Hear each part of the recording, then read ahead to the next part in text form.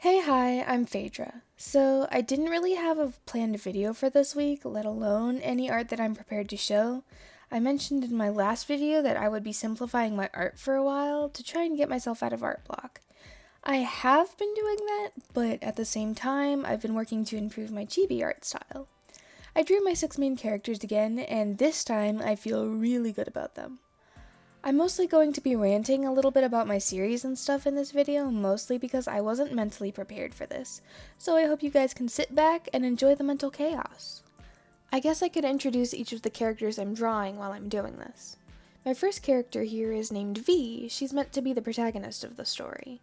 As of currently, she's meant to be a spunky, outgoing kind of girl with a few issues, because who doesn't have issues? She likes thrills, big and small, very much a risk taker. V is one of the first characters I made for this series, though she's the last of the main cast that I designed. I was reluctant to design her because I barely knew what her style was supposed to be. I knew almost exactly what her hair and color palette were going to be, but it was honestly a matter of how to style everything. Another thing I was sure about was that I wanted her to be Aero Ace. Actually, I wanted a load of my characters to be part of the LGBTQ in some way. I also wanted a little more diversity with other things, such as body types, skin tones, and cultures. I've seen some diversity in media, but never a lot, and oftentimes when there is some, it's not very good. That's why I want to spend as much of my time as I can to learn about everything. I know it won't be perfect, but I want to at least try. If any of you ever have anything about your experiences or worldviews that you'd like to share, don't be afraid to comment below. Anyway, I'm getting off topic here. V is a very high energy and outgoing character, and because of this, I've always imagined her loving the art of dance. I haven't exactly figured out what type of dance she'd be into, so I've still got to do some research on that. I'll get to that later, it's fine. I know she'd probably like something that she could play around with in a fight. At least, that's what I've imagined the past 5 years I've been working on this. I don't know, I just feel like she'd dance a bit at any chance she got. This next character is named Mahina. Mina for short. She's an absolute sweetheart and I love her so much. Currently, she's not very battle ready like the rest of the cast, but she's a good healer. At least for now she is. I'm still working on what she's good for in battle. Anyway, when doing some research for her name, I found that Mahina was a Hawaiian name meaning moonlight or moon, and Mina is a German name meaning love. Of course, each of these names have different origins and meanings, and I could be wrong about these ones, but this is just what I found. A notable thing about Mina is her great love for the stars. She's the kind of girl that would sneak out late at night and just watch them twinkle. Potentially even start mapping them out. Other things that she likes to learn about are plants and animals. She spends a lot of her time sketching them out and writing what she can learn from them. I guess you could say she's the bookworm of the group, spending any time that she can learning about and understanding new things, especially those that fascinate her. I feel she's a good balance to the rest of the group's high energy. Mina actually has the best education out of the group. As for why, I cannot say, otherwise that would spoil a whole bunch. But all of her past lessons and classes have really helped build her love for knowledge and new things. Her favorite subjects are easily astronomy and botany, as hinted at previously. And to narrow down botany more clearly, I think she'd more specifically love the study of flowers, which actually gives a great segue into our next character. Rin is a fairly stoic yet kind-hearted character whose name is of Japanese origin. If what I'd gathered is correct, his name means companion, dignified, confront, and cold, which I personally think is kind of funny to an extent, because Rin actually hates the cold just like a snail hates salt. He doesn't mean to come off as rude or stoic, he just struggles to express his emotions. In fact, one of the ways he uses to express his feelings is through flowers. He's always been fascinated by them and their language. Because of this, Rin will give a flower to someone that coordinates with how he feels towards them. Say he wanted to tell someone, "I love you like a friend." He might give them a chrysanthemum. Or perhaps he's confessing his love and giving someone a red rose or a dark pink azalea. He could also express his dislike for someone and give them some meadowsweet, which means useless, or some geraniums, which commonly means stupidity. This definitely wasn't just an excuse to get me to talk about flowers. Aside from Rin's love for flowers, he's also fairly introverted and brave. However, he does have a hint of anxiety with him. Very much, "Hi, I'm Bobby Singer. Paranoid bastard" energy. He seems pretty tough on the outside, but he's actually very soft and sweet on the inside. Once you get past appearances and whatnot, that is. He's the kind of person who prefers to get to know someone first before deciding what they're like, though he seems to struggle with that at some points, like with Ace.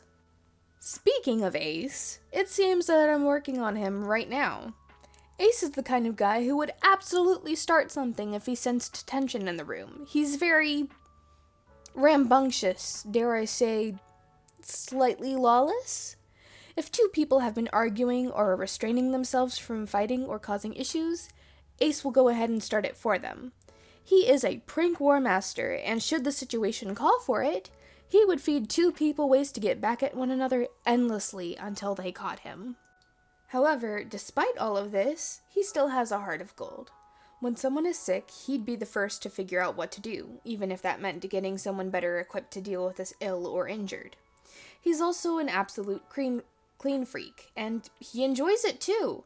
Cleaning is something he tends to do whenever he's nervous or whenever the place is just too messy. I don't know too much more about Ace and these last few characters here, because their character profiles are still a huge work in progress. That, however, will have to wait until I can get to them, hopefully before the end of the year. One last thing I do know is that his favorite drink, and this is very important, his favorite drink is a pink strawberry banana smoothie. Specifically a pink one. And I know you're gonna say this. Aren't strawberry smoothies already pink? And my answer to that is, not always. Some strawberries can be white, yellow, pink, or gold. It all depends on what you get. Our next character here is named Oscar. He is best friends with Ace, and these two are absolutely inseparable. However, as friends do, these two have their differences. For example, Oscar is much more of a treasure hoarder and tends to be incredibly messy. He likes all things shiny and will collect them and keep them stashed at home whenever he can. However, despite all of his love for shiny things, he can't seem to keep a single Lari about him. Lari is this world's form of currency, by the way. Oscar has a bit of a spending habit. Trade one shiny thing for even more shiny things often seems like a great deal to him. That on top of any food and room expenses, and it all tends to pile up without his realizing. It's become a bit of a problem, and he seems to get really sad whenever he can't afford new things. Though, and to any of his friends, it may seem like a miracle. No one knows where he stashes all his stuff before he gets to go home. Another thing Oscar tends to do a lot is nap. He really likes his sleep and has a tendency to get cranky if he doesn't get it or is awoken from it. Some may consider that a problem, but there are ways around it. For one, if you wake him up to some of his favorite snacks, he tends to be more docile. On the other hand, if he finds you're an enemy, he won't take so kindly to you. Snacks are not. If you weren't able to guess it before, Oscar is, in fact, a dragon. I've yet to draw his dragon form yet, so that's still a work in progress. However, that may become a future video. To be specific as to what kind of dragon, you could probably guess by his color palette that he's a fire type. The way that dragons are supposed to work in this world is also still a work in progress, though currently it's something along the lines of being 100% dragon and 100% human somehow. At long last, we reach our final character. This is Candace, Candy for short. Her name means clarity or pure and has Latin origins. Again, you could probably fact check me on this. The information I share is just what I found. She's one of the most selfless characters out of the group, so much so that she has to learn to take care of herself before she can take care of others. Can't care for others if you're hurt or broken in some way, you know? Candy is also the resident cook of the group. She comes from a family of chefs, bakers, and pastry makers, so she knows just about anything you could ask for. Of course, she's still learning as she is rather young, but she's very skilled for her age. She enjoys collecting herbs and cooking up random recipes, and it's firmly believed in her family that cooking is art, baking is science, and pastries are black magic. It's not a literal belief that pastries are black magic, however. It's just a comparison to show how impossible they are to make, and that anyone who makes them is clearly a mischievous gremlin who wants nothing more than to make people fear them with their pastry skills. Aside from my struggles to be amusing to anyone but myself, I like to think of Candy as one of the brains of the group. She, Mina, and Ren all tend to get along greatly in the aspect of being able to come up with new plans. And with that, my dear viewers, comes the end of the video. I hope you didn't mind my constant rambling about my characters. I know I had fun and actually learned a lot of stuff about them myself. And by that I mean I made up a lot of information as I went, liked it, and made it canon. I'm still working on being comfortable with this whole voiceover thing, so I'm sorry if I come off a little strange at times. I'm warming up as I go, so it'll be fine.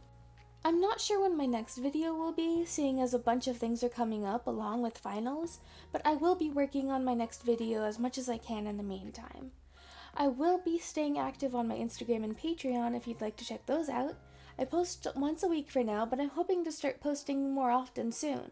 With that, I'm Kiyomi Storybook, and I hope you've enjoyed your time with me and have a wonderful day.